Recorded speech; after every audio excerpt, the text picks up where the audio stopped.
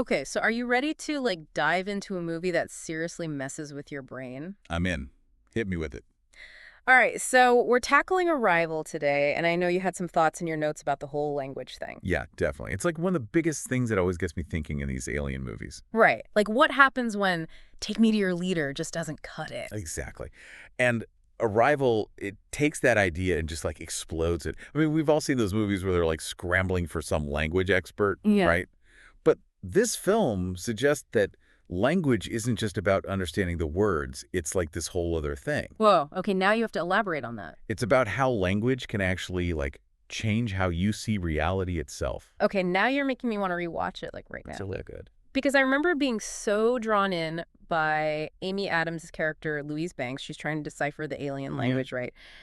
The heptapods. Right, the And heptapods. their writing system with those circular symbols, it's so unlike anything I've ever seen. Yeah, and those circles, they're not just random sci-fi stuff. They actually connect to a big idea in linguistics called the Sapir-Whorf hypothesis. Okay, break that down for me. So basically, it suggests that the language we speak shapes the way we think.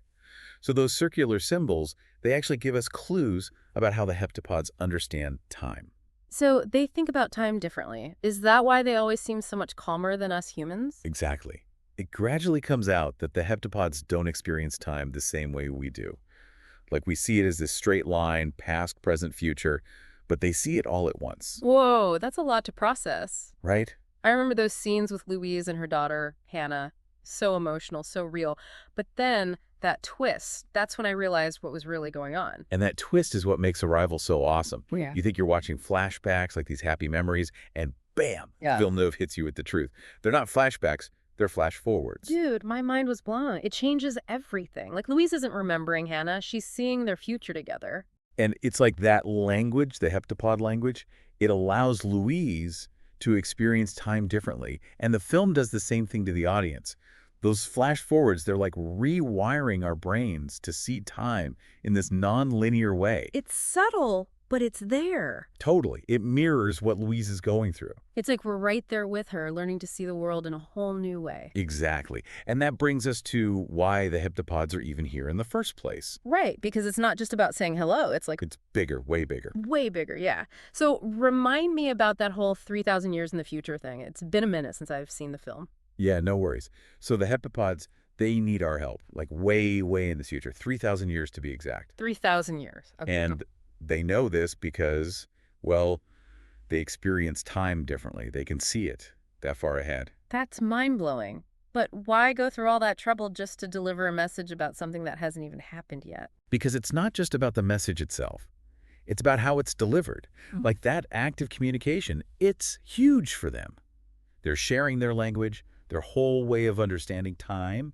It's like a gift. A gift. Yeah, like a tool that could totally change humanity's path. So are they saying like, hey, heads up, we see this thing going down and you humans might want to rethink some choices? Something like that. They're not like controlling our future, but they're offering a different perspective, new tools for this whole time choice thing. It really makes you think about free will. If Louise knows what's coming, especially the bad stuff, does she really have a choice? Now that is the question, isn't it? Does knowing the future mean you can't choose? Or does it just give you a new way of looking at the choices you make? Man, I don't know. It's deep. But I like that Arrival doesn't give us easy answers. It makes us actually think about it, you know? Like, what if I knew my future? Would I live differently? That's what makes it more than just an alien movie. It's about love, loss, and all those tough choices we make, knowing what we know. Totally.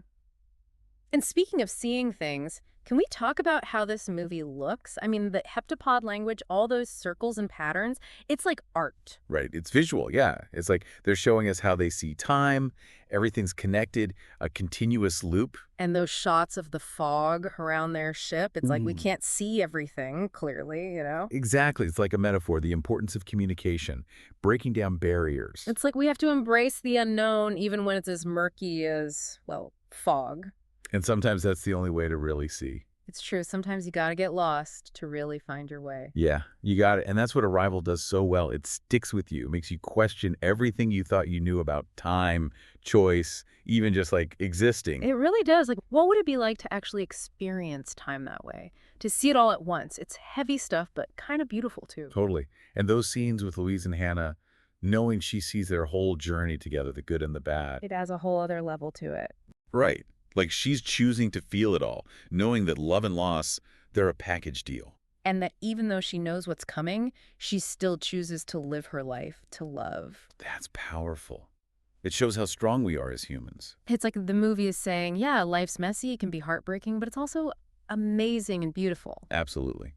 And So, those beautiful moments, they mean even more because we know they don't last forever. like that line, if I could live my life again, I would have more actual contact. I wouldn't be so afraid of emotion. Exactly. It's all about being present, even though Yeah. we know nothing lasts forever, finding meaning, even when things are uncertain. And maybe learning to see time not as the straight line, but as a circle. Woo!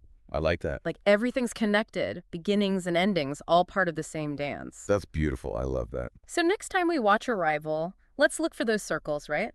The way the heptapods write without a beginning or end. It's all there, visually, in the language. And maybe, just maybe, we'll start to see those circles everywhere we look. I hope so. It's like a reminder that life, just like language, just like time, it's all connected in ways we can't even imagine. Well said. This deep dive into Arrival, it's given us so much to think about, right?